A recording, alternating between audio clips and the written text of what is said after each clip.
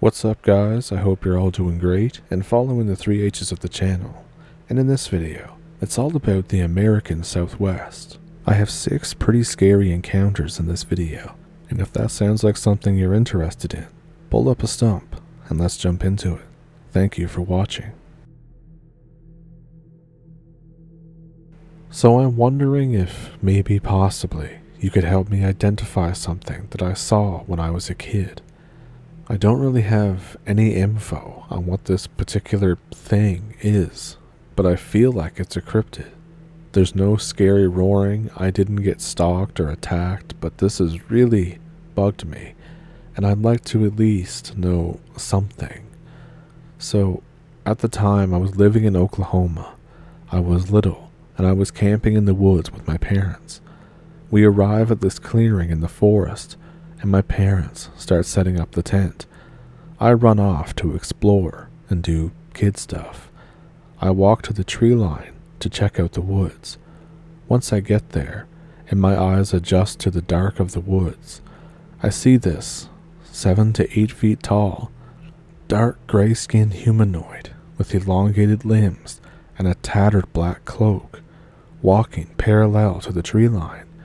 As I stare at it, it freezes mid-stride and slowly turns its head toward me, kind of in a way that someone does when they realize that they're being watched. It's looking straight at me, but it has no face, just a black void where its head should be under the hood of this cloak. The next thing I know, I'm back at camp. The tent is fully put together, and my parents are cooking dinner. Some time had passed, but I don't know what happened. And that's it.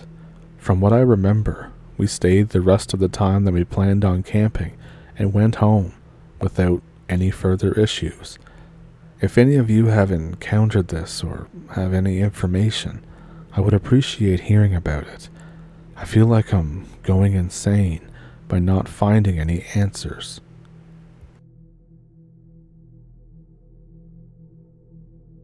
So this is a story that happened to me. I live in central Oklahoma, about an hour east of Oklahoma City. I live in a rural-ish town with a modest population, less than 30,000. We're very spread out and very dispersed. Outside of that, it's the middle of nowhere, as this town is the only place with anything close to a Walmart and whatnot for 40 minutes in any direction. Outside of town is just plains and forests, and a couple small podunk towns and very desolate dirt roads. I live in a small complex of duplexes on the east-ass end of town. The edge of town is a forested area, not even 300 feet from my unit. There's a northern Canadian river that runs through it. I was bumming internet from my neighbor at the time. My back door was open. I had my PC set up in the dining room just so I could get enough signal. And then I hear a commotion outside. I ignore it for a while. Eventually, I decide to step outside and see just what's happening. So there's weird sounds coming from the forest, as you can imagine there would be. Almost sounded like a person screaming. It's creepy, but I figured that it's just a tweaker or someone having a fit. Maybe it's a coyote, because they can sound like people just absolutely losing it. But this town has a drug problem. The edges of town are wacko territory. This goes on for over an hour and grows louder and then quieter and then louder and then quieter. I call it to report it to the police. I don't usually report weird tweaker stuff, but it was starting to really bother me. I was a little freaked out about it because it had been so long, but I figure that it's probably nothing. I go back on the porch for a smoke, listening to this creepy scream in the distance.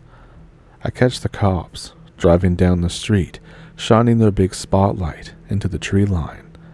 The screams grow less frequent, but the cops don't stick around very long. Eventually, I'm sitting at my PC again. I haven't heard any screams or anything in a long while, and then I look over and I gasp as my heart nearly falls out of my ass. there's a large coyote staring at me from behind the screen door. Coyotes are usually timid. I've never seen one this close. I sit there and stare at it.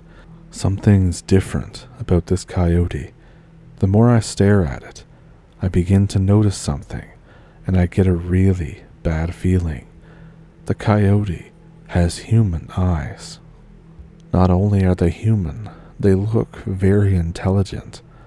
So I slowly walk up, and I just shut the back door. The coyote doesn't even move.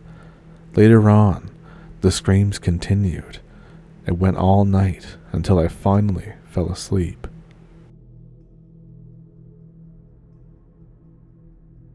At the time of this, I was living pretty deep in the woods on the Oklahoma-Kansas border, or somewhere thereabouts.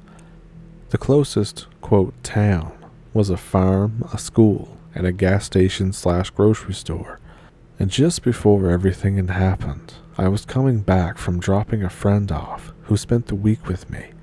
I was at a four-way stop, which is near my house, and a bunch of cars are parked there. This is very weird all in itself. I pull up behind a van to see a man in black crossing the street. The man is tall, but he's walking very strange. It's as if he doesn't bend his knees when he walks, like something mimicking how a professional person would walk in a hurry.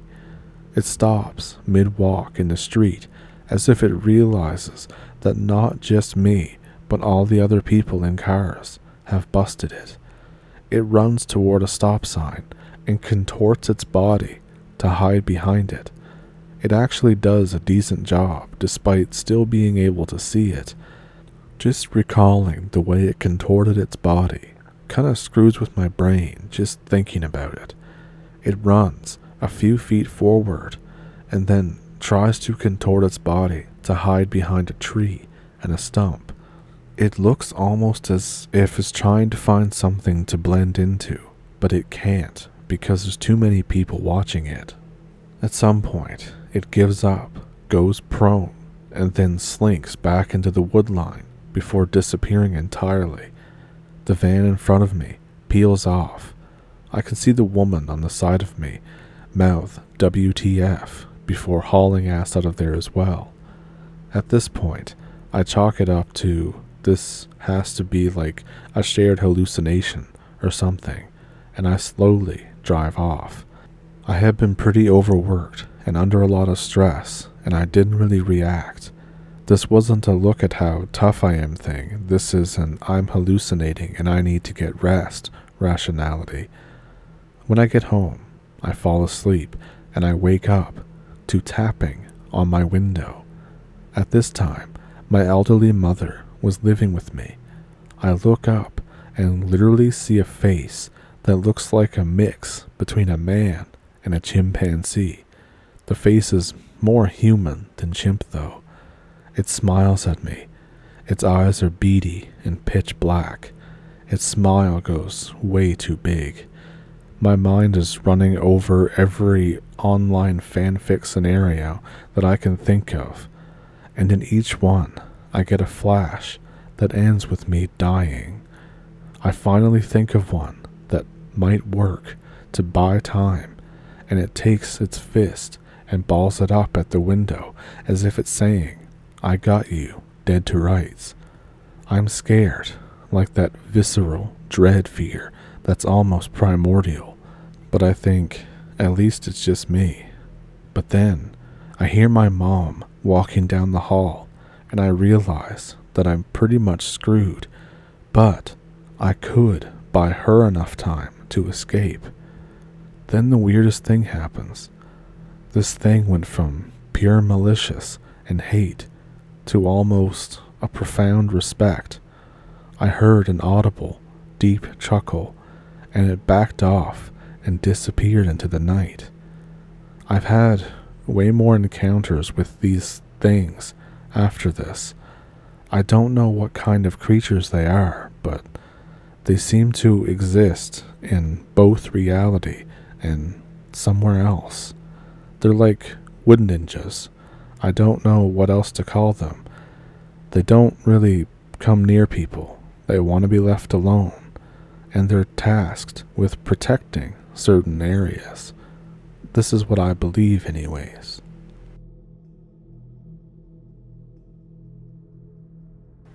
This is a story of something that happened the other year, but I'm not really sure what. I didn't really understand any of the events, but here we go. It was late November. We just had a huge blizzard slam through Kansas. In some areas of Kansas, there were 7+ inches of snow. I live in the northeastern part of the state, inside of Topeka, and I have this coworker that lives on the Potawatomi reservation, and he believes in the tribal religions and legends and stuff. He also keeps up with what's going on with the Meskwaki Nation and the separatist group in Oklahoma. I'm Potawatomi too, but I don't know anything about that. My dad is too, but his family has been full Christian for what feels like forever. So we have a connection with who we are, but we don't really do any of the tribal religions and stuff. And due to the oncoming storm, the warehouse workers, which included me and my coworker, got off early. My coworker called me up. He asked me if I wanted to go deer hunting. I said sure, whatever, but who hunts deer in a snowstorm? He's a full-tier redneck. He has no windows and a half-finished house and uses sheets to keep the air from coming in. He sleeps on the floor on a mattress. He has like 100 guns, which lay everywhere. He has a huge wood-burning stove from the late 1800s that he uses for everything. It might sound a little bit rough, but he built the place himself, and he's quite happy about it, very proud of what he's done. And at that point, it was just slightly snowing, so I decided that I wanted to go. I let my dad know, and he told me just to be prepared in case shit hits the fan with the storm. I grabbed my Remington 700 LH, and I drove 30 minutes north. I packed some soft-tip rounds and finally got up there, and went out to the forest with my coworker to go get some deer. Not even 10 minutes into our hunt, we were rounding a line of pine trees along a fence line, and we spotted a dead buck. It had been dead probably not even 30 minutes. The blood was still kind of fresh and everything. The storm was steadily getting worse, but my coworker decided to just start taking it apart right there. And I thought, oh cool, I didn't even need to use my gun. But as we walked up to it, we noticed that the buck had been absolutely ripped apart. The only scavengeable thing on the carcass was the rear legs. Immediately, I had a bad feeling about this. I loaded my gun because no coyote can do that level of damage. A mountain lion, possibly. There's been sightings in Kansas, but not to the point that it makes me worry. It looked like somebody had force-fed a deer a stick of dynamite and then blew it up. Its ribcage had been pried open, as if something had forced apart and split it open. There was meat here and there, and fur everywhere. Half of its torso had been just torn apart. There was a small blood trail leading off, and we looked off in its direction. His demeanor changed immediately, and he had me squat down with him.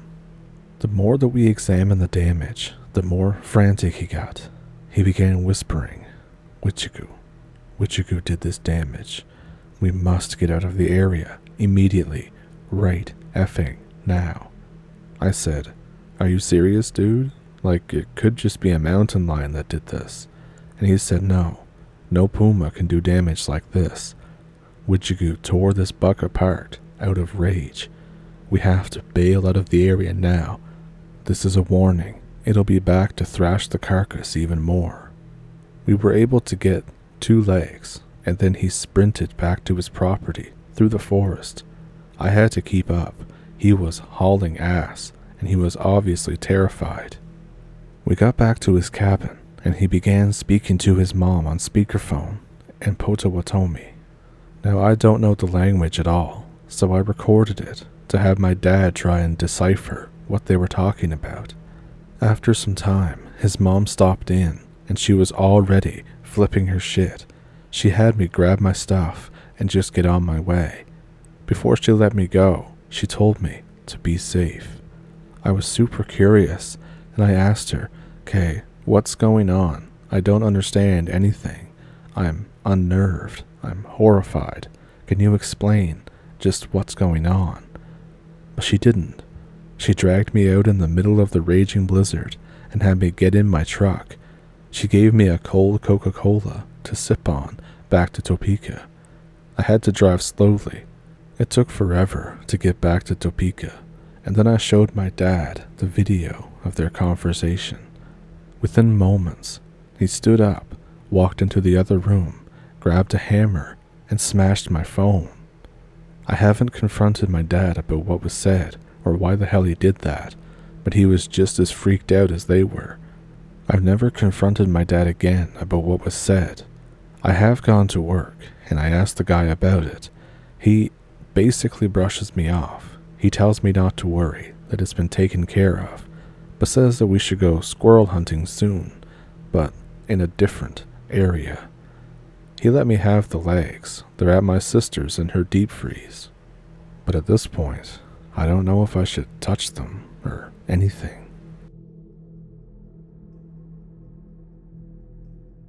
So at the time of this, I was working as a delivery driver for a pretty large company. They sent me to deal with one of their long-time contracts. I'm new, so they forced someone to tag along with me. It's an older guy that has been with the company probably as long as the company's been around. He sleeps most of the way there. He wakes me up only to get me to stop for something to eat. So we're having dinner in the middle of nowhere. It's someplace between Arkansas and Oklahoma. The place is empty, except for us and a guy in the corner booth who looks like your stereotypical Men in Black, except I didn't even think about it at the time. I just noticed a black suit, a black hat, and extremely pale skin. My coworker and I are eating in silence when the old guy grabs me by the wrist. His eyes are saucers, and he says, "Don't look." I get instant goosebumps. My first thought is, oh great, the pale dude has pulled out a gun. But the old guy says, "The man behind you has a lizard tongue." I pause for a moment, and I ask him what the hell he means.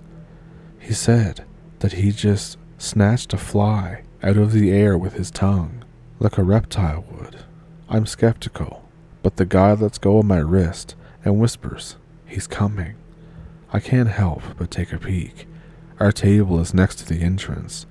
The Men in Black looking dude pauses right by us to push the door open. He turns and looks right at me.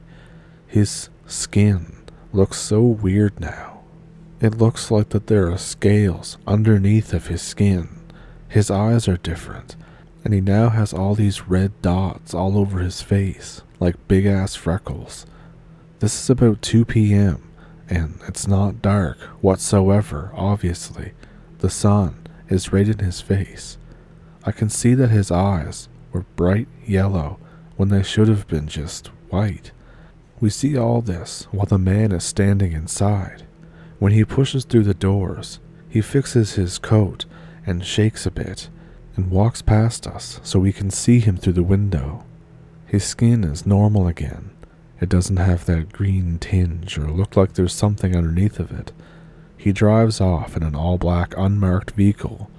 The old guy tells me not to tell anyone and says they'll think I'm crazy and I don't want to lose this job.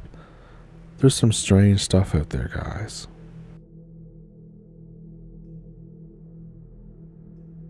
So I've blocked out some pretty scary memories from living in northern Arizona. Lots of weird things happen here. I don't have many personal stories that I remember vividly, but my friend, who lives out in the Navajo res, has a story about her barn. So late one night, she takes her dog out to go to the bathroom. She hears these horrifying screams and shrieks coming from the darkness. The dog starts naturally freaking out as well. She realizes, quickly, that it's coming from the barn. All of the sheep and mother cows are howling in fear and pain.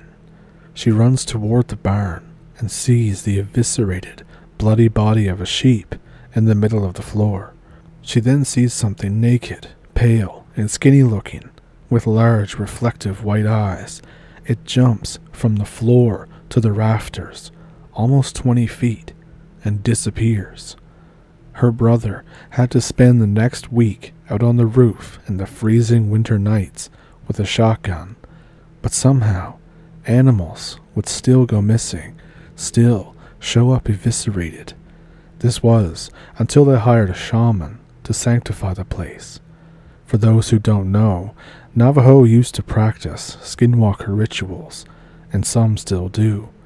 I haven't spoken this story to many people because, for some, just saying the name harbors bad stuff, and I live in a secluded area surrounded by a lot of woods. But I think I should be okay. So, I have another story. This one happened to someone in my church group. They weren't living on the res, but they were an outdoorsman, and he loved late-night hikes in particular. So he was driving home late at night through the woods, and he was coming home from a camping trip. It was super dark out. Northern Arizona used to be the darkest place in America in ratio to how many people lived there, or light pollution.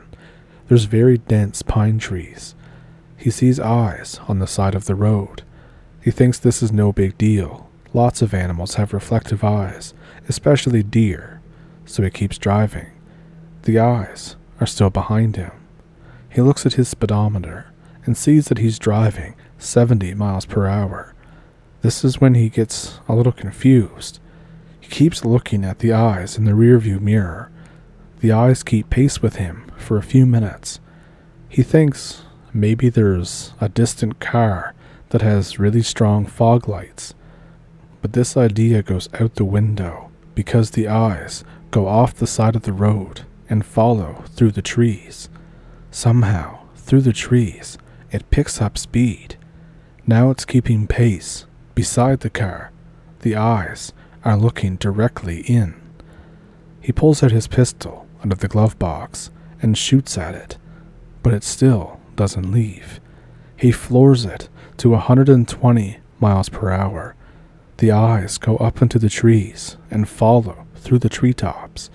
At this point, he is terrified and WTFing hard. He's starting to get to a more open area. He slows down. Despite this, he ends up driving into the ditch because he's not paying attention to the road.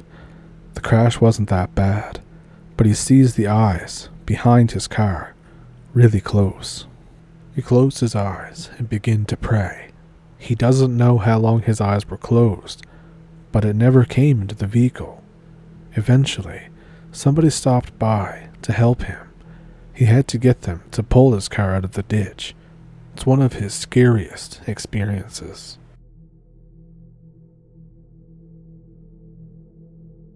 So, what'd you think of those? And let me know which one was your favorite one down in the comments if you had one.